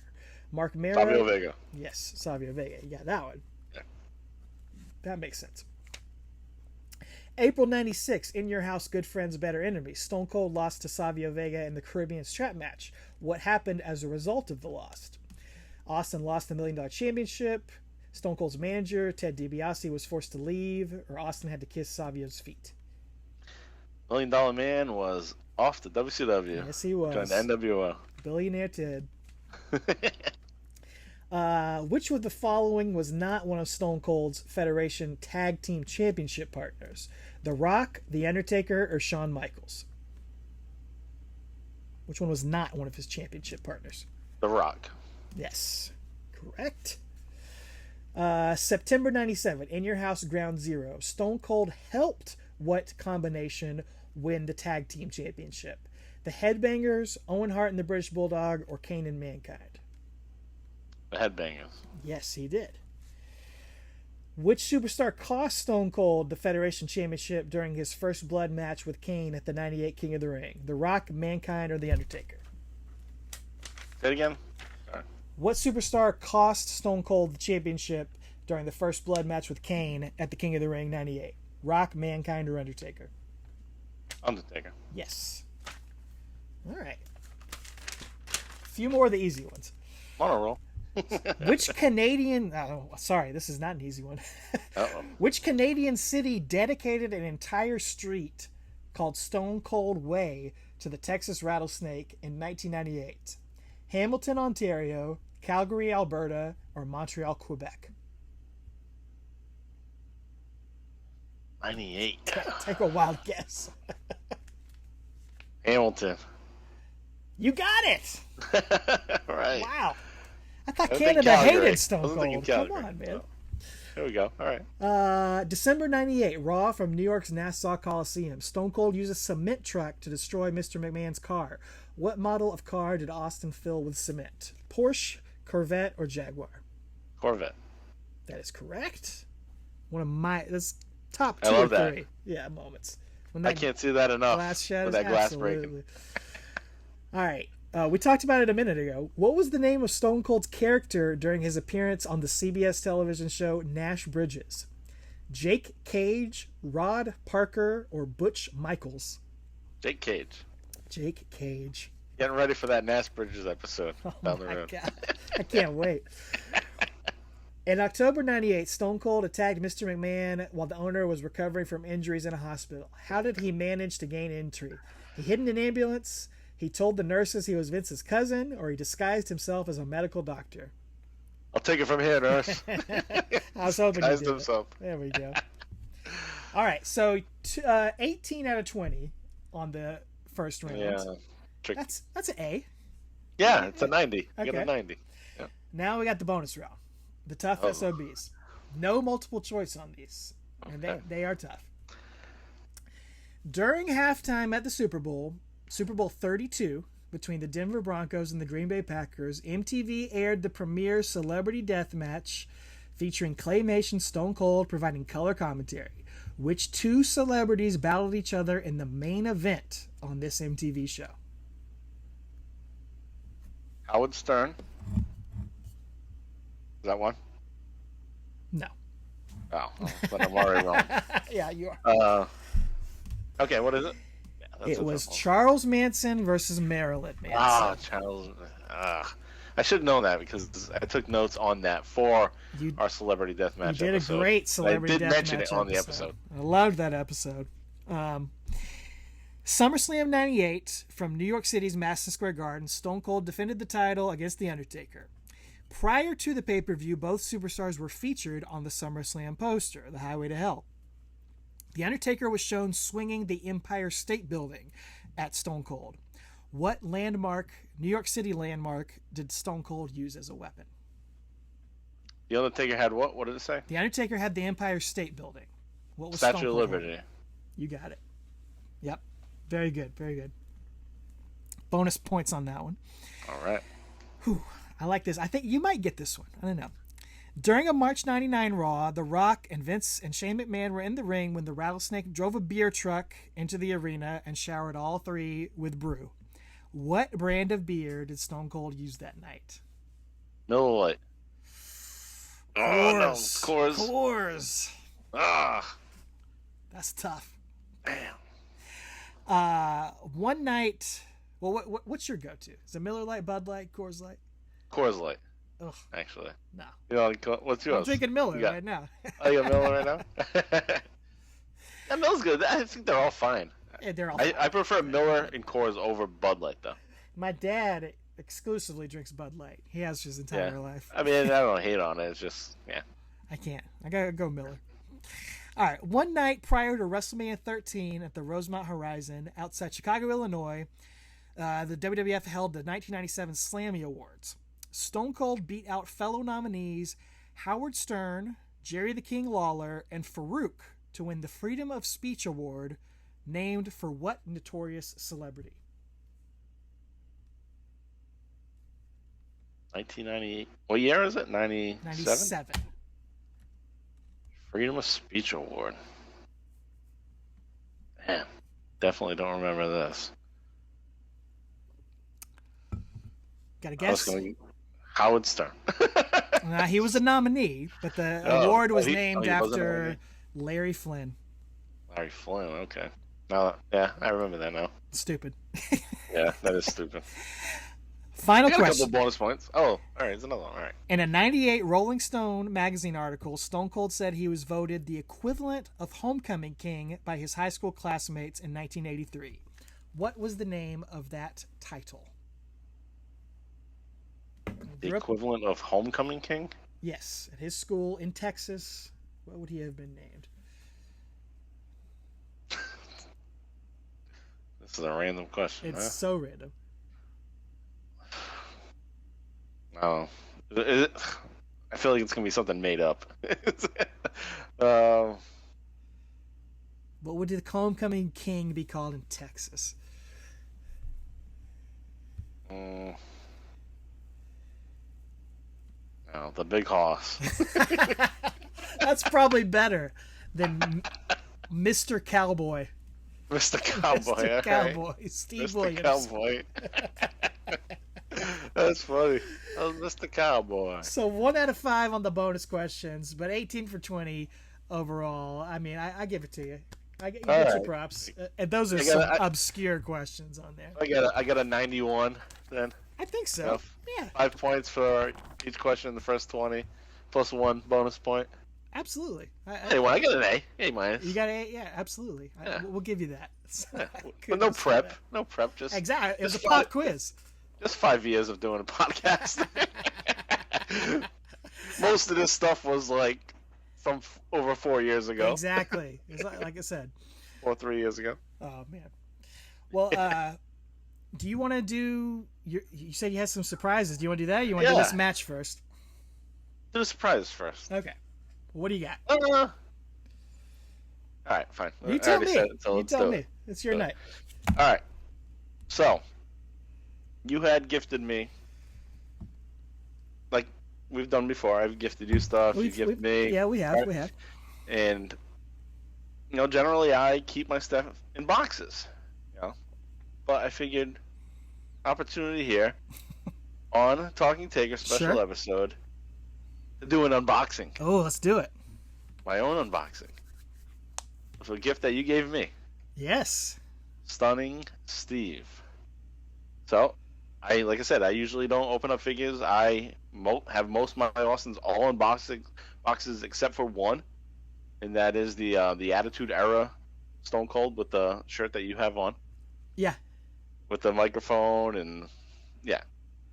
So I don't have many out, but I figured this was a gift you gave me. Why not take it out of the box? Let's do it. Right? It's not going anywhere. I'm not selling it, so let me just open it up and get it out there. Let this breathe, as they like to say, right? You could always get another one if you needed to. Right, if I needed to. But I want it out. So I've been doing the Stunning Steve podcast. Let's free him up. All right, so I'm going to put myself on mute so we don't have it all crackling and stuff. Okay. Right? So, but let's open this up. Yeah. I'll talk while you're muted. But yeah, it's the Stunning Steves from the Elite 100 series. Came out a little bit ago, and first time Mattel had done the Stunning Steve with that beautiful television title belt. I mean, one of my favorite belts of all time, and that beautiful, beautiful ponytail on Steve right there. Look at that, and the robe. I mean, excellent figure, man. Mike carefully pulling him out there, and yep, it's got those little rubber bands. I hate those things. He's gonna go for the scissors or the pocket knife. Yep. Oh, the nail clippers. And yeah, I knew Mike has been very generous throughout the years and has given me some great gifts and Undertaker figures, so I was on the lookout for this one, especially because they're in the midst of the Stunning Steve run, so I knew he needed to have a Stunning Steve in his collection with the Trapper Keeper shorts, as they like to call them here. All right, you got him out. Let's get you back on.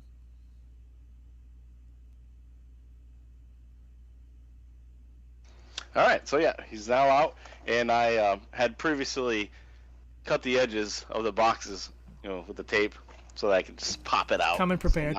So I'm not wrestling with it. But yeah, here we are. We have Stunning Steve Austin. He's got the robe. He got the Stunning Steve on the back. Yeah, they nailed that robe. Yeah, this is perfect. It's nice and light, easy to take on and off. Yep. Until his finger gets caught in the edge there. Now, I love the belt, but the belt is definitely big. It's a little too big. Yeah. Well, the thing is, it doesn't round off. It's just like a flat plate. Yep. So that's the only gripe with it, but it looks just like the classic TV championship belt. Yeah, the red strap. Oh, it looks great. Let me take it off so we can see these Trapper Keeper tights. He's a little more jacked than I think he actually was, but that's okay. It's an action figure. Yeah, I was gonna say he looks kind of thin too compared to. Yeah, he does. Kind of lanky. All right, so there am I. There you go. There's the Trapper Keeper. That's perfect. Look at that. That ponytail. Yeah, that face. Face is okay. I mean, it's just tough because you used to a goatee. It's definitely like 90, 91. Yeah, it's definitely 91, 90. Yeah, early Austin. Yeah. With the ponytail. Definitely looks a lot better once he cuts it. I'm in the wrong spot. I don't know what I'm doing here. Okay. All right, there we go. So yeah, this is a great figure. We just need a baby doll to go next to that. No, we need some Lady Blossom. Yeah, that's what you want. This is what we need. If I was if I had this when I was a kid and my Lady Blossom, I'd have to get a Barbie doll. I know, they never made the women back then. No Medusa, none of that. Yeah, so this is a great figure. I always like to have the belt like this on a wrestler. Depends on the guy. It depends. Yeah, but yeah. He did wear it around his waist, but oftentimes he did wear it over his shoulder because he had a robe. That's the thing. If you're gonna show him with the robe, you need to put the belt on the shoulders, so it's not just covered up, wasted on there. Exactly. Yeah. So thank you for this, Alex. Of course. Is a great present. Now, do you have a pretty big Stone Cold collection, or just little things you'll grab every now and then? Yeah, just as they come up. It's not something that I've been collecting for a long time. It definitely started before the podcast. Like 7 years, maybe, I've been collecting and just getting whatever figures come out. Generally not going back to find older stuff, even though I do have a little bit of old stuff, but not much. I'm just trying to keep up with what comes out now. Yeah. Just keep getting it. Yeah. They're always putting something out. Like every year, there's a new figure. At least. Austin. Yeah. Yeah. There's more. The Hollywood Blondes. There's Stunning Steve. There's always another Austin out there. I do regret there's one that I wanted to get, and I saw in person when I was, first starting to get back into collecting figures, and it just seemed so ridiculous that I was like, I'm not getting that. That's stupid. But now I'm like, I wish I got it. It was I forget what line it is, but it was like a monster line. Oh yeah. So there was Stone Cold Steve Zombies or Austin, but he had a skull. Yeah, zombies. He had a skull head. He had the smoking skull face. And I saw it at Walmart, and I was like, I'm not getting that. That's dumb.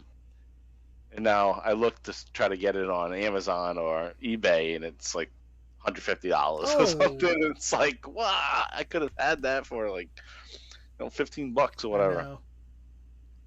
So now it's just, I'm buying whatever I see. Just jump on it out of FOMO. Yep, exactly. Yep, exactly. Yeah, so I figured we'd do a little I love box. it. Oh, wait, hold on. There's one more thing. He's got the. We get a little background. It's not quite Trapper Keeper, but that's what they were going for. It's definitely what they're going for sure. Yeah. So yeah, there it is. So now I'm going to display this in his robe. Put that on the display. He's going to be next to my other Steve Austin that's free. He's also going to be next to my WrestleMania 17 lunchbox with The Rock and Stone Cold on it. But before, there was another surprise. And, you've gotten gifts from this person as well, and he's so gracious enough to send stuff over. And I haven't shared all the things that he's sent me over the time. And that we're talking about Steve Zeman. Yeah. And collecting Dead Man. And he's been gracious enough to send me things over time every once in a while.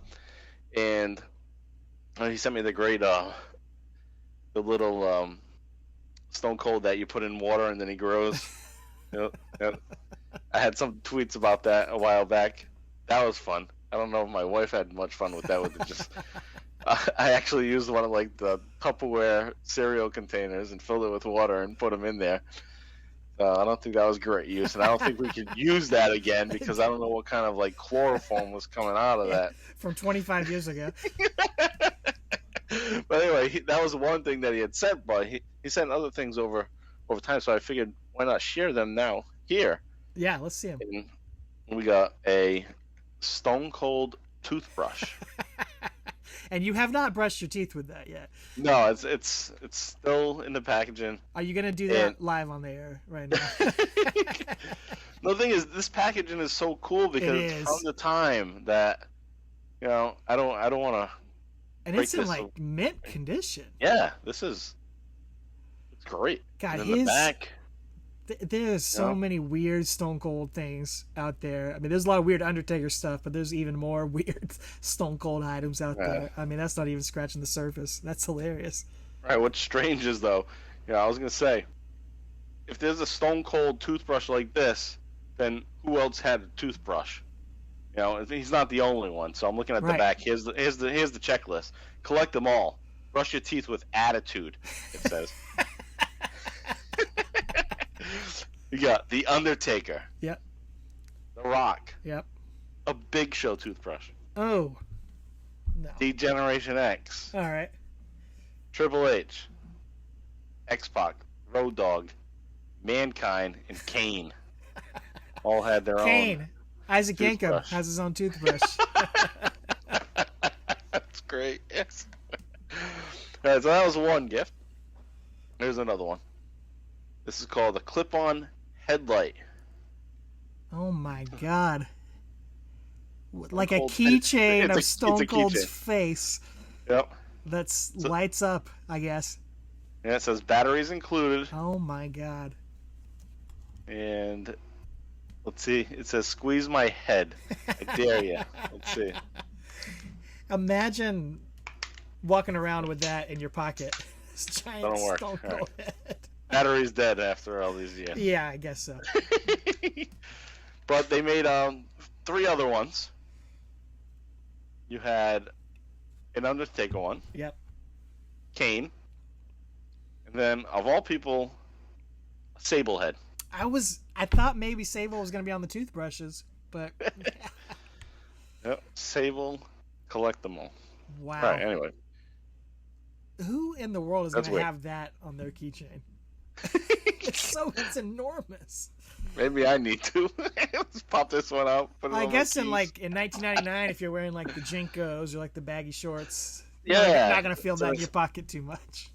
Yeah, or like an accessory just hanging onto your pants. Yep. And then one more to share.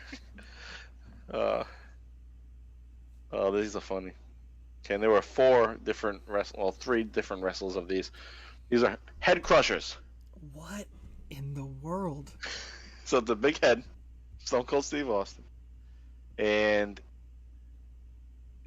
you can touch it. So there's an open space for you just to touch it. It says, try me, push me down. And when I first got this, it still worked. And so let's see.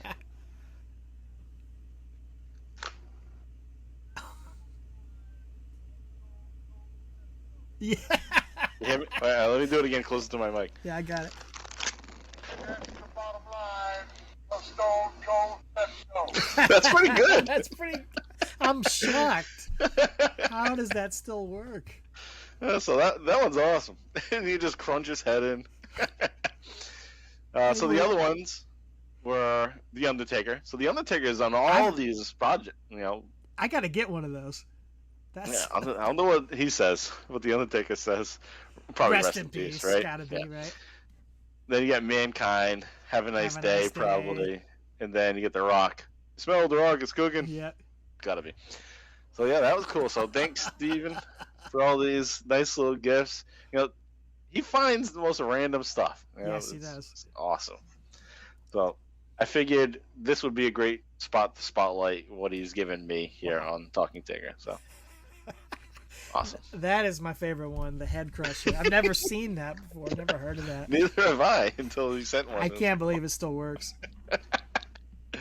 You It's just awesome. need take that in the bedroom with you and just wake your wife up with that tomorrow morning. What's the bottom line? All right. Wow. Oh, also, what Steven said to me, he sent me a little note with it too. So give him full credit.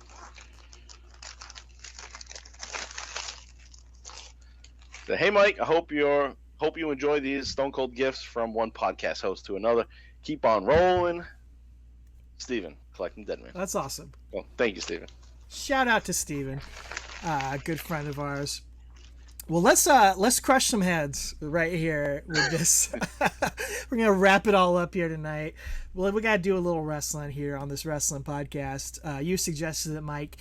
Monday Night Raw, June 24th, 1996, Season 4, Episode 25 here on Peacock. It is the first time in the WWE. Now, they did wrestle back in Texas. I think you and JV covered that on that Before They Were Stars DVD of Stone Cold. They had like a full 3-minute match or something back before they were anybody.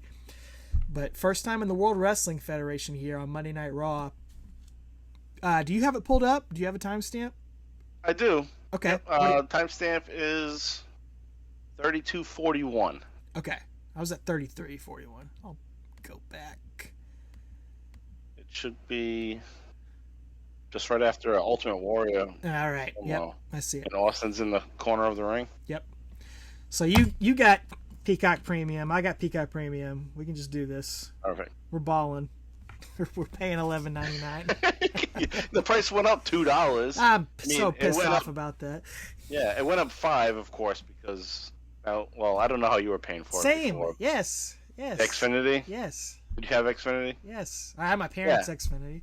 All right. So yeah, it was from 10 now to 12. What the heck? You just bumped stripped it away from us. Yes. Make us pay $5 more. And then add $2 more.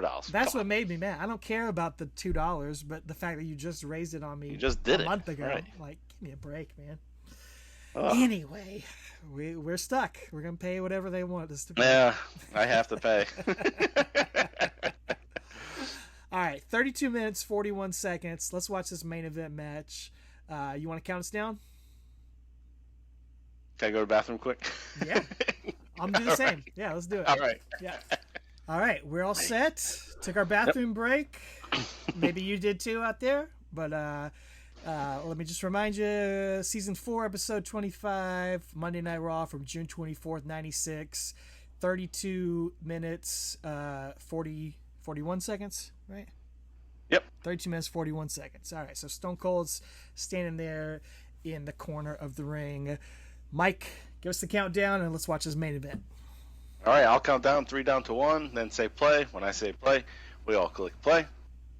3, 2, 1, play. Stone Cold locking up with The Undertaker. Brian Pillman on commentary. How about that? Someone's on commentary. Yeah, and Austin, if you noticed, still has that big gash or stitches on his lip.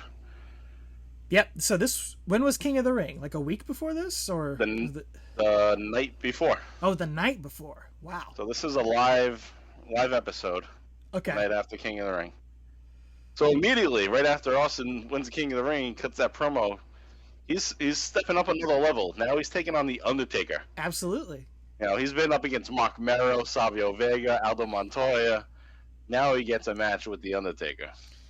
And it really was something, like, he was not, I mean, he wasn't a jobber, but he wasn't, I mean, he was a lower mid-carder there throughout most of 96, and he would pick up wins and stuff, but that King of the Ring, that really did boost him, and that's what they used it for back then. Yep. And you see the stitches right there, busted lip. Yep. Yeah, so a lot of people will say, and I think we said this on our podcast, is that after King of the Ring, you thought like things were going to take off for Austin. They don't really seem to for a few months, but they're taking it slow. Yeah. Yeah, he's on the Free for All pay-per-view at SummerSlam. Right. He's on the pre-show. Right, that's the thing that stands out as being like, oh, how come he wasn't on the main show if he won the King of the Ring? But with everything else that you look at throughout July, you can see that there was a transition. Austin was moving on to better opponents and more storyline. They were putting him on commentary more often so that you could hear him, and there's more promos. So it's just gradual. It's like they weren't sure yet. It's like, okay, we wanted him to win King of the Ring because of his wrestling ability, and he seems like the next possible top guy. But they weren't positive yet, so they had to give him more mic time, and more in-ring action with the top stars to see what they really had with him. So it's like the summer of '96 is like a testing ground for him. It is, and you guys talked about it a lot. Like the myth that gets told in documentaries and things is like, he has Austin 316 promo. The next night, there's people there with Austin 316 signs and homemade T-shirts and stuff. And no, it took weeks. It took months. And those things did start to trickle in, and you would see one or two every now and then. But it wasn't like, he was not an overnight success. It still was it was a slow burn. Yeah, I don't remember exactly when, but I was trying to watch like a hawk to see when the first sign was out, and it wasn't until sometime in late fall of '96. Yeah. And even the shirts, the Austin 316 shirts, they didn't sell until they weren't on sale until the Royal Rumble in '97. Nope. That's when they made the debut. Look at Austin there. He attacks Undertaker. He's not afraid of him, and that's one of those things that set Austin apart. He wasn't sitting there like King Mabel, like cowering in fear. Or Kamala or somebody like that. He's taking the fight to Undertaker here. Yeah, he doesn't care. He's begging off now. Now he is. Some things like, "Hey, I'm coming for you." It's funny. That was Stunning Steve right there. You see little glimpses of Stunning Steve come out in those early days. Yep. Good catch. With Austin, his character at this time being no nonsense. Now, I'm just thinking of it now, but I think that maybe even influenced The Undertaker to becoming more of a badass type character, too. Yeah. Now he has to deal with this guy, so he's got to fight fire with fire. I think unquestionably. I mean, Stone Cold ushered in the Attitude Era, and in doing so, he really forced everybody to up their game, to change, to elevate things, or else they were going to get left behind. And if Undertaker kept doing this same gimmick, he would have been left behind. He was forced to change, 100%. Brian Pillman too, he was a big part of that. The loose cannon and all of that going on there, it was a huge part of that. Yep. I don't know, what is King trying to talk to Paul Bearer about? He just asked Paul Bearer if Folgers crystals are sitting in that urn right there. I think he's trying to talk to him about Undertaker losing to Mankind at King of the Ring. Yep. And they're setting up the story where, Paul Bearer, like, you're not happy with the Undertaker. Yep, starting to tease that. Yeah. So that's a big thing coming off of this here. Stone Cold coming off the King of the Ring win. Undertaker's coming off a loss the night before, a huge loss to Mankind. So this new guard of the WWF is being ushered in right here. Yep. And do you think this is? Go ahead. I was saying this is the first of many matches between Undertaker and Stone Cold from this point on. During the years to come, 96, 97, 98, and forward. That's exactly what I was going to say. Do you think these two guys knew how many times they'd be facing off over the next 6 years? 2002 was their last match? Yeah. Yep, 2002. Yep. So as an objective person, you host the Stone Cold podcast. What's your preferred era of Undertaker? Was it the gray gloves, purple gloves, badass, 98, 99, Ministry of Darkness, or later? Like, what do you think when you think Undertaker? I mean, I always go back to the earliest Undertaker, but I know that's not his best. That's more of like a nostalgic for me. Like, that's when I was a kid, and I remember being shocked by him, like in awe by him. Like, wow, this guy's crazy. He's like a horror movie killer in wrestling. Right. So I always hold that, dear. But beyond that, I think he's at his best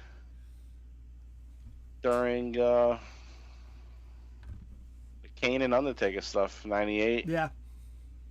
98, 99, I guess. I even like when they finally start to team up too. It's hard to argue that. It's not. I love the Dead Man, the original Dead Man, like I was saying, but I like when he sheds away from that. Yeah.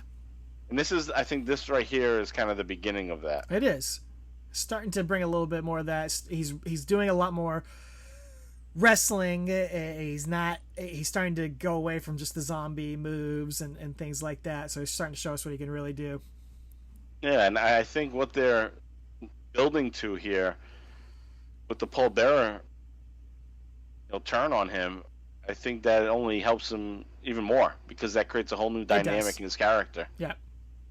And then, of course, you have Mankind being his main foe, and that just brought it out of him as well. Too. Absolutely. Oh, we got a commercial. We got a WWF commercial. Right? All my favorites. I would like to feel that. Absolutely. Feel it. Feel it. Touch it. All right, Travis isn't here, so I'm going to ask you. F, Marry, Kill, Sable, Sunny, and Marlena. All right. All right. F, Marry, Kill. Man, that's a tough choice. That's a tough choice. I guess I'll marry Sable. Oh, okay. I'll marry Sable. I mean, it worked for Brock Lesnar, I guess. And they've been married for a while, so I guess she had a decent relationship with Mark Mero. Anyway, but marry Sable, kill Sunny. Can't trust her. Woo! And I guess I'll F Marlena. It's not a bad one, but golly, I cannot turn down Sunny. So that was my number one. Okay. And she was my favorite too, as well. I think I marry Marlena. I kill Sable. I wouldn't turn down Sable in real life, but she was never like my number one. So I put Marlena over her personally. But peak Marlena. Wow. Anyway. Oh yeah. Yeah. Marlena's peak. They were all peak right here. They were 96. All peak right here. You know who else is peaking is these 10 guys in the front row with Burger King crowns. That was huge back then. Yeah. Everybody went to Burger King. Before they went to a wrestling show, made a stop at Burger King and got crowns. Got a Whopper and got a crown. Oh, that was great. Oh, you hear that? Jake Roberts, 41 years old. God, he's that makes me feel ancient. Bad. I'm 40. So I know, dude. Isn't that sad? It's like Do I look like Jake the Snake in a year? Because he did not look good at 41 years old. I think he rode a little bit more hard than you have. Yeah. A little bit. That's true. Oh, man. That's so fun. 41. Like, he's younger than like half of the WWE roster right now. Yeah, right. Your Edges, your AJ Styles, I mean, all those guys are older than that right now. Jake's one of those guys who always looked old, though. That's true. Yeah. So, yeah, he's 41 here in... Even when you saw him in 86, 96. he looked like he's pushing 40. Right. He's 31. Yeah, he looks like he's already 40s. I was just watching some Mid-South wrestling recently, Good and stuff. he shows up there in 84. No, early 85. And he looks as old as he does here in 96. Yeah. His time in WWF, like his original run, he looked great. In Mid-South, he didn't look great. he was struggling then as well.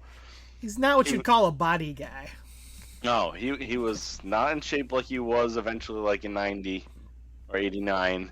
He was pale, so no tanning yet at that point. His hair wasn't fully grown. He didn't have the mustache. Oh, it just don't look good. Well, all right, back to what do we got going on here? Crowd's looking Future back options. towards the. Oh, there she is. Yeah. Goldust and Marlena. Yep. And Undertaker's about to transition into a feud with Goldust right now. That's right. In 96, he kind of alternated back and forth between Mankind and Goldust a whole bunch. And Stone Cold working the leg. Kind of reminds me of their first pay-per-view match, the Cold Day in Hell match. There's a lot of that going on in the match. Yes. Goldust going to join the commentary team. Yeah, so we know the match is not what's important here. It's the stories around this match. It is, yeah. Is what they're focusing on. Big time rest hold here. Do you think those guys in the front row were given those Raw t-shirts, or did they all go to the merch stand and all buy a Monday Night Raw t-shirt? The guys. I think they were given those shirts. It had to be, right? Who's choosing those shirts? You chose the George Animal Steel shirt. I don't know. Or maybe they were the cheapest shirt. It could have been. Maybe they were just like a special. Hey, this one's $10. Exactly. Comes with a program or something. God, what a bunch of dorks.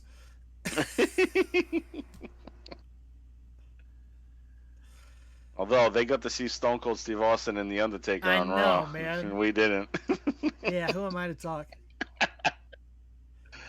Taker misses. They're not even watching. Ooh, Stone Cold takes out. Half of those dudes are looking over at Marlena. Of course. If you're front row, are you not going to be looking at Marlena? Of course. Oh, Doc Superstar Hendricks. line. Did you call it Doc Superstar Hendricks. line? Yeah, Superstar line. Did you call it back in the day? Oh, did I call it? No. I always knew better not to call. I didn't want to get in trouble. We had a local one through the newspaper. Like the sports section would have like a sports hotline, and there was a wrestling option. And it was probably just a guy reading stuff out of the Observer. But it would have like some behind the scenes stuff. And I remember it was free. Wow. I think. Maybe I thought it was free and it wasn't. I don't know.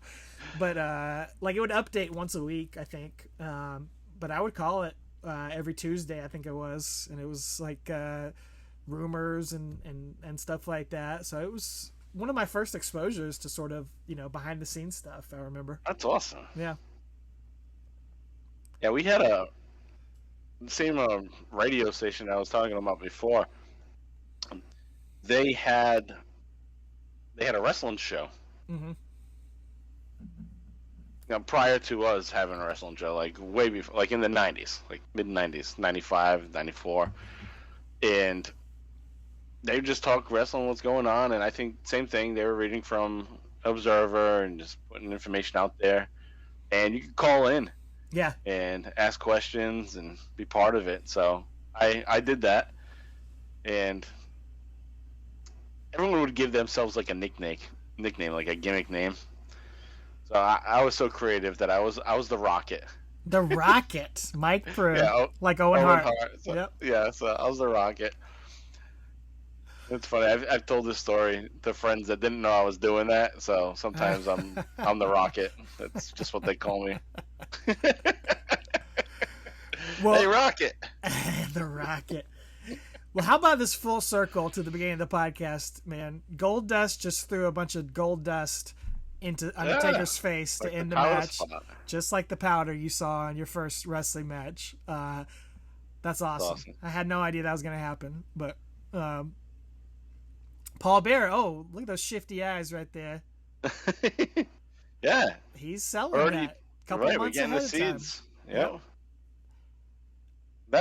That's what I love about wrestling is when it's planned out and they know what they're doing, it can be great. Look at Undertaker. It looks like he's coming up on the stage next. Just that gold glitter all over his face. And Jerry Lawler trying to stir the pot, as usual. This is one thing that I say with wrestling, to this very day. They'll let you know what's happening. You just need to pay attention. If you pay attention, yeah. You know what's happening. Like, this is a dead giveaway. But they're going to make you wait so that you reconsider it. Like, oh, maybe not then, because nothing happened this week. Yeah, I listened to this interview with Paul Heyman, and he was talking. The guy asked him, like, so how early do you start thinking about, like, planting seeds for a storyline or what's going on? He says, well, I was already thinking before this year's WrestleMania about stuff I could do to set up for next year's WrestleMania. So it's like, he's already got that sort of stuff working in his mind. And that's so fun where you can see that stuff starting to go down. Because, as a kid, probably watching that, I probably don't even realize what they're setting up for with Paul Bearer and Undertaker. Right, just think Lawler's being annoying. Yeah. That's it. Yeah. Going back, you can see that. Well, good deal, man. I'm glad we watched that, and I'm glad you could join me and talk about the history and the celebration, raising a toast to the Bottom Line Wrestling Cast. Why don't you remind everybody where they can find the Bottom Line Wrestling Cast and where they can find you online? Yeah, you can follow us on Twitter at Bottom Line Cast. Follow me, Mike Proulx, at MPRU83. Of course, follow my partner JV at John Van Damage. John Van Damage with an H. So, yep, we're on Twitter. We also have a Facebook group. Not many people there, but if you want, you can join that. And I don't really use it much at this point, but I'll drop the new episodes there, so you get a little heads up that there's a new episode available. But yeah, follow us on Twitter, follow us on Facebook, Instagram as well. I should be more active on that because that's probably a better tool to use than Twitter.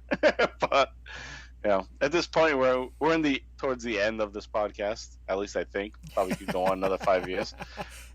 But I'm not super into this spreading the word. Like, find it now at this point. So, but I love continued support, and obviously you're continuing to gain listeners with your YouTube videos. So so if there's somebody that hasn't checked it out, please check us out wherever you get your podcast and follow us on Twitter. It'd be greatly appreciated, and there's a lot of fun stories to go back and check out. Absolutely. Over 200 episodes, probably, with all the bonus episodes and everything. Yeah, with all the bonus episodes, 260, something like that. And they're still coming. The next one's going to be another Stone Cold Variety Pack coming at you guys sometime here soon. So enjoy that. They got the Stunning Steve episodes coming. And like Mike said, they still got plenty of more WCW Stone Cold content to get to, and just random Stone Cold, just ephemera out in the universe that they're going to be covering. So who knows how much more Stone Cold podcast you're going to get. Be sure to subscribe to them. Subscribe to us. Subscribe to Talking Taker. We will be back with our regularly scheduled Talking Taker episode with Travis on August 1st. We're going to be covering SummerSlam 2008. 15-year anniversary, Undertaker and Edge inside Hell in a Cell. It's going to be a good one of our favorite matches, one of our favorite Undertaker rivalries. Going to be fun to revisit that one. I just want to say thanks to you, Mike. Congratulations to you and JV on the consistency, on the quality, and the creativity with your podcast throughout the years. I have enjoyed listening to it. I remember listening to it. First time I listened to it was first episode. I guess you sent it to me, or I followed you guys on Twitter or something. But I was I was driving. My job at the time was driving. I had a temp job where I drove the Google Maps car for really? 6 months. So I was in the car for 8 to 10 hours a day. So I was very excited to have a new podcast to listen to. So I listened to those early episodes, driving along the roads for hours at a time, and I've been listening ever since. You guys have grown and improved, and I've really grown to enjoy listening to you guys. It feels like family listening to you guys, and thank you so much for you guys have always plugged our podcast, and you've been a great supporter of our podcast. So that means a lot, means the world to us. So thank you for that, and cheers. Here's to many more episodes and friendship between us that continues to grow along the way. I hope we can meet up in person one day and do this for real. Yeah, we'll find a way someday. One way or another. Yep, we'll find something to do. Yeah, thank you for those kind words and all the support that you've given us. It's been a great mutual friendship and kind of like a partnership in a way. It's our own mini network, you know. Yeah. I mean, P.S.K, right? The Pod Street Krew, baby. That's it. Pod Street Krew. So thanks for having me on, and I didn't know what I was getting into. I told you about my uneasiness with questions, but man, you're a darn good interviewer. I appreciate that. Yeah, you handled me well. Yeah, we had fun. I hope everybody enjoyed this. You want to hit the closing line? Sure, it'd be an honor. Take her easy.